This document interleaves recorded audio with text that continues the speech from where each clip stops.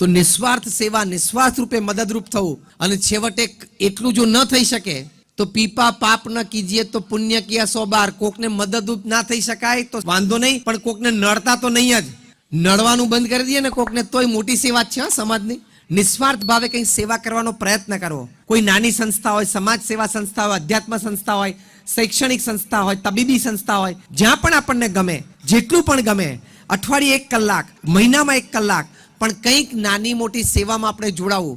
કદાચ આપણને એમાં અધિકાર પદ ના હોય તો ત્યાં સંસ્થામાં જઈને કહેવું કે મારે સેવા કરવી છે, મારે અહીંયા કચરો વાળવો છે, મને આપો ને. તો મેડિકલ સાયન્સ એવું કહે છે કે ઇફ યુ ડુ સમથિંગ સેલ્ફલેસલી, તમે નિસ્વાર્થ ભાવે પણ કંઈક દૈહિક ક્રિયા કરો છો, ત્યારે તમારું મન પ્રફુલ્લિત થાય છે, અને મન પ્રફુલ્લિત થાય, મન હળવું થાય, ત્યારે તમે સાયકોસોમેટિક ડિઝીઝથી બચી જાઓ છો.